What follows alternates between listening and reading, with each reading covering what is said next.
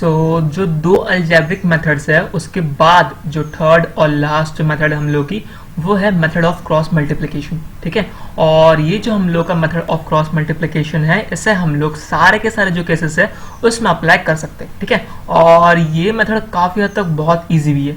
तो हम लोग जानते हैं कि जो हमारा जनरल इक्वेशन होता है, ठीक है, pair of linear equation in two variables का, वो होता है आपका a1x plus b1y plus c1 is equal to 0, a2x plus b2y plus c2 is equal to 0। ठीक है, तो हम लोग इसको इक्वेशन 1 और इक्वेशन 2 नाम दिया है। और एक और चीज हम लोग जानते हैं जो उन्होंने ग्राफिकल मेथड में देखा था कि जब भी हम लोग a1 अपॉन a2 और b1 अपॉन b2 का रेशियो निकालते, ठीक है, और ये जो दोनों ही रेशियो अगर इक्वल नहीं आते तो हम लोग का जो ग्राफ है, ठीक है, वो इंटरसेक्टिंग नेचर का होता है। मतलब जो दो स्ट्रेट लाइंस होती है वो एक पर्टिकुलर पॉइंट पर आकर मिलती है। ठीक है, और उस पर्टिकुलर पॉइंट को हम लोग क्या बोलते हैं, यूनिक सोल्यूशन। ठीक है, उसके बाद यहाँ पर कुछ लिखा हुआ जैसे कि आपका x upon c2 b1 minus c1 b2 equals to minus y upon a1 c2 minus a2 c1 equals to 1 upon a2 b1 minus a1 b2।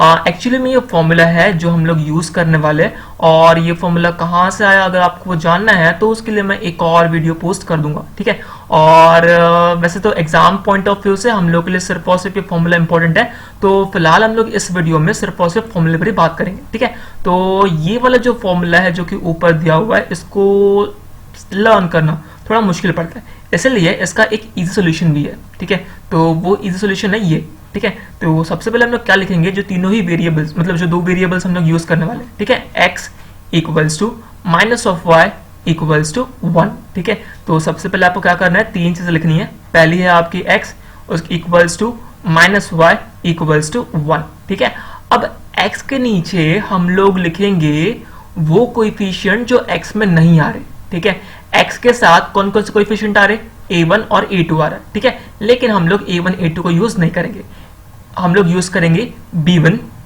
उसके बाद b2 c1 और c2।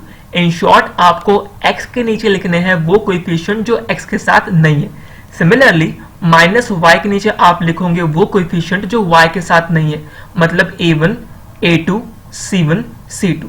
ठीक है, और लास्ट में जो 1 है मतलब जो कांस्टेंट है उसके साथ हमको लिखने हैं वो कोएफिशिएंट जो कि कांस्टेंट वाले नहीं है, मतलब c1 c2 को छोड़ के। तो क्या है यहाँ पर a1 a2 b1 b2। ठीक है, तो फॉर्मूला हम लोग कैसा बना है, सबसे पहले आपको लिखना है x is equals to minus y equals to 1। ठीक है, x के नीचे वो कोएफिशिएंट जो x के साथ नहीं है, मतलब b1 b2 c1 c2, minus y के नीचे वो कोएफिशिएंट जो y के साथ नहीं है, मतलब a1 a2 c1 c2। 1 जो कि आपका कांस्टेंट है उसके नीचे हमें लिखने हैं वो कोएफिशिएंट जो कांस्टेंट वाले नहीं है, मतलब c1 c2 के अलावा, मतलब क्या आ जाएगा a1 a2 b1 b2। ठीक है, इतना हो जाने के बाद हम लोग क्या करेंगे, यहाँ पर दो एरोज लगाएंगे। ठीक है, एक एरो जो रहेगा नीचे की ओर रहेगा, दूसरा एरो ऊपर की ओर। सिमिलरली यहाँ पर भी एक एरो नीचे की ओर, एक एरो ऊपर की ओर, और एक एरो नीचे की ओर और एक एरो ऊपर की ओर। ठीक है, तो एरो का मीनिंग ये है कि हम लोगों को जो है पहले लेफ्ट हैंड साइड से राइट हैंड साइड मल्टीप्लाई करते हुए जाना है, मतलब b1 इंटू c2, जैसे कि यहाँ पर लिखा हुआ है b1 इंटू c2, और हम लोग हमेशा माइनस करेंगे। ठीक है, माइनस c1 इंटू b2। ठीक है, सिमिलरली यहाँ पर a1 into c2 minus c1 into a2, और सिमिलरली यहाँ पर a1 into b2 minus b1 into a2। ठीक है, तो इंपॉर्टेंट आपको सिर्फ और सिर्फ तीन चीजें याद रखनी है। पहली x is equals to minus y is equals to 1, उसके बाद अपॉन में x के नीचे x के अलावा जो दूसरे वेरिएबल्स है उनके कोएफिशिएंट, मतलब b1 b2 c1 c2, minus y के नीचे y के अलावा जो कोएफिशिएंट है मतलब a1 a2 c1 c2, और कांस्टेंट के नीचे वो वाले कोएफिशिएंट जो आपके कांस्टेंट के साथ नहीं है, मतलब a1 a2 b1 b2। और तीसरी चीज ये कि हमें एरो लगाने हैं, और एरो लगाने के बाद हम लोग हमेशा लेफ्ट हैंड साइड से राइट हैंड साइड पहले मल्टीप्लाई करेंगे, मतलब b1 c2 इधर से आपका a1 c2 और इधर से आपका a1 b2, और हम लोग हमेशा माइनस करेंगे, उसके बाद c1 b2, यहाँ पर minus c1 a2 minus b1 a2। ठीक है, तो अब ऐसे हम लोग with the help of example समझेंगे कि कैसे हम लोग इस फॉर्मूले को यूज कर सकते हैं इक्वेशंस को सॉल्व करने के लिए। ठीक है, तो एग्जाम्पल है हम लोग के पास x plus y minus 7 is equals to 0 और 5x plus 12y minus 7 is equals to 0। ठीक है। तो उसके बाद हम लोग हम लोग का जो जनरल इक्वेशन होता है linear equation in two variable, वो क्या है आपका a1x plus b1y plus c1 is equal to 0, a2x plus b2y plus c2 is equal to 0। इतना हो जाने के बाद अब हम लोग क्या करेंगे, हमारी जो इक्वेशन है इसको हम लोग कंपेयर करेंगे, ठीक है। और अगर आपके पास क्वेश्चन में आपका इक्वेशन इस फॉर्म में नहीं है तो हमें इस फॉर्म में कन्वर्ट पहले करना पड़ेगा, उसके बाद हम लोग कंपेयर करेंगे, ठीक है। क्योंकि ये जो इक्वेशन है आपका x plus y minus 7 is equal to 0, question में हो सकता है आपको ये जो सेम इक्वेशन है इसे x plus y is equal to 7 लिखे और इसको वो 5x plus 12y is equal to 7 लिखे, ठीक है। तो हमें अरेंज कुछ इस टाइप से करना है कि हर बार जो इक्वल टू के राइट हैंड साइड है वहां पर 0 हो, ठीक है। मतलब आपको जो तीनों के तीनों नंबर रहेंगे वो इक्वल टू के लेफ्ट हैंड साइड में रहेंगे।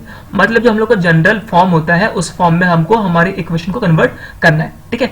अब इतना हो जाने के बाद हम लोग क्या करेंगे, दोनों ही इक्वेशन को कंपेयर करेंगे।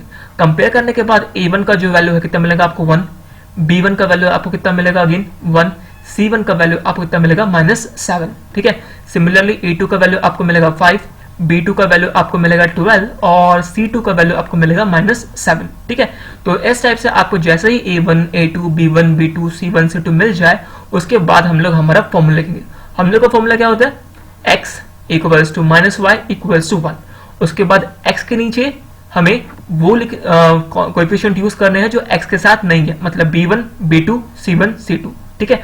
माइनस y के नीचे a1, a2, c1, c2 और 1 के नीचे a1, a2, b1, b2, ठीक है। उसके बाद हम लोग वैल्यूज पुट करना स्टार्ट करेंगे, ठीक है। तो b1 की जगह हम लोग लिखेंगे 1, ठीक है, b2 की जगह 12, c1 की जगह -7, c2 की जगह -7।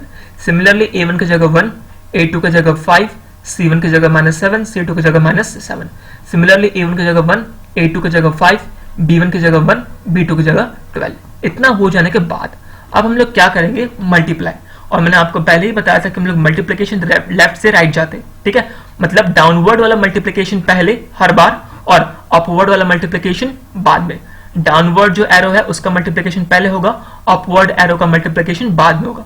मतलब 1 इंटू -7 पहले होगा, 12 इंटू -7 बाद में होगा। यहाँ पर 1 इंटू -7 पहले होगा, 5 इंटू -7 बाद में होगा, 1 इंटू 12 पहले होगा, 5 इंटू 1 बाद में होगा। और लास्ट थिंग हमेशा याद रखिए, जब भी हम लोग का मल्टीप्लिकेशन होता है तो हम लोग बीच में यहाँ पर नेगेटिव साइन लगाएंगे, मतलब सब्सट्रैक्ट करेंगे। मतलब downward multiplication minus upward multiplication, downward multiplication minus upward multiplication, downward multiplication minus upward multiplication, ठीक है। तो 1 इंटू -7 हो गया, बीच में मतलब हम लोग का जो डाउनवर्ड मल्टीप्लिकेशन वो कंप्लीट हो गया।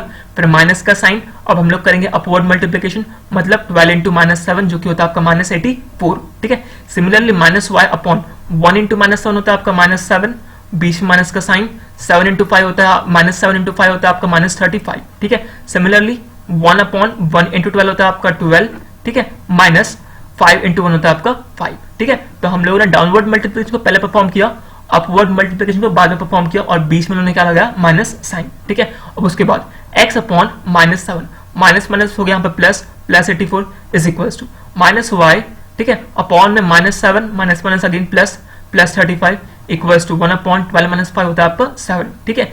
मतलब ये वाला जो फर्स्ट टर्म है x वाला, ठीक है, इसके नीचे कितना आ जाएगा आपको -7 + 84 कितना हो गया आपको 77।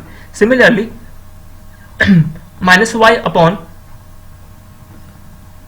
-7 + 35 कितना हो गया आपका 28 इज इक्वल टू 1/7, ठीक है। अब ये जो तीनों ही फ्रैक्शंस हैं, मतलब x अपॉन 77, -y अपॉन 28 और 1/7, तीनों ही क्या है, एक दूसरे को इक्वल है, ठीक है। इसका मतलब क्या हुआ कि मैं x अपॉन 77 इक्वल्स टू 1/7 लिख सकता हूँ और -y अपॉन 28 इक्वल्स टू 1/7 लिख सकता हूँ, ठीक है। तो मैंने सेम किया है, x upon 77 is equals to 1/7 and -y upon 28 is equals to 1/7, ठीक है। अब ये जो 77 है जो कि डिवाइड में है, इक्वल टू के इधर जाएगा, कायम हो जाएगा आपका मल्टीप्लिकेशन में, मतलब x is equals to 77/7। Similarly -y is equals to 28 गया ऊपर, 28/7, ठीक है। 7 टाइम्स जो 77 है 11 से, सॉरी जो 77 है 7 से 11 टाइम्स जाएगा और 28 जो है आपका 7 से 4 टाइम्स जाएगा और माइनस साइन इक्वल टू इधर आ गया। तो हम लोग का जो फाइनल आंसर रहेगा y का कितना रहेगा -4 और x का जो फाइनल आंसर है कितना रहेगा 11। तो इस टाइप से हम लोग क्रॉस मल्टीप्लिकेशन मेथड से काफी इजीली जो है x और y का वैल्यू फाइंड कर सकते हैं, ठीक है। तो इसी पर बेस्ड हम लोगों ने एक और क्वेश्चन लिया है, ठीक है। तो क्वेश्चन है हम लोगों का 2x plus 5y minus 1 is equal to 0, 2x plus 3y minus 3 is equal to 0। ये थी हम लोग की दोनों ही इक्वेशन, ठीक है। इसको इसके जस्ट बाजू में लिखा है जनरल इक्वेशन, जो कि आपका a1x plus b1y plus c1 is equal to 0, a2x plus b2y plus c2 is equal to 0। दोनों ही इक्वेशन को हमने कंपेयर किया। a1 का वैल्यू मिला 2, a2 का वैल्यू b1 का वैल्यू मुझे मिला 5 और c1 का वैल्यू मुझे मिला -1। सिमिलरली a2 का वैल्यू 2, b2 का वैल्यू 3 और c2 का वैल्यू -3, ठीक है। तो a1 a2 b1 b2 c1 c2 का मुझे वैल्यू मिल गया। उसके बाद मैं फॉर्मूला लिखूंगा x equals to -y equals to 1, ठीक है। उसके बाद x के नीचे वो कोएफिशिएंट जो x के साथ नहीं है, मतलब b1 b2 c1 c2, minus y के नीचे वो कोएफिशिएंट जो y के साथ नहीं है, मतलब a1 a2 c1 c2, constant 1 के नीचे वो कोएफिशिएंट जो कांस्टेंट के साथ नहीं है, मतलब a1 a2 b1 b2, ठीक है।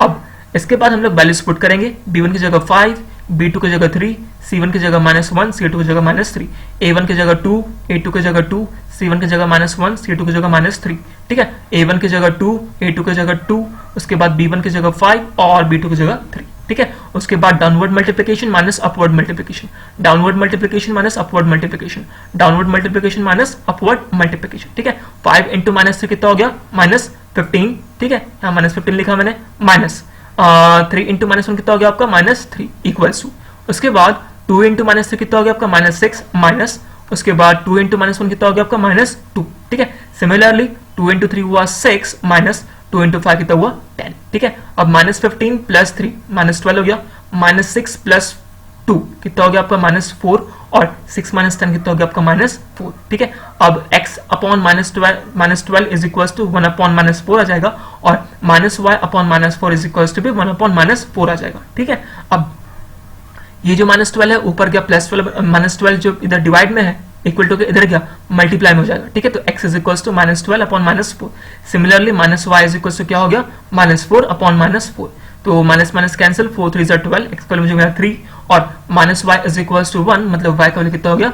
-1, ठीक है। तो इस टाइप से आप क्रॉस मल्टीप्लिकेशन इस मेथड से जो इक्वेशन है उनको आप इजीली सॉल्व कर सकते हैं, ठीक है।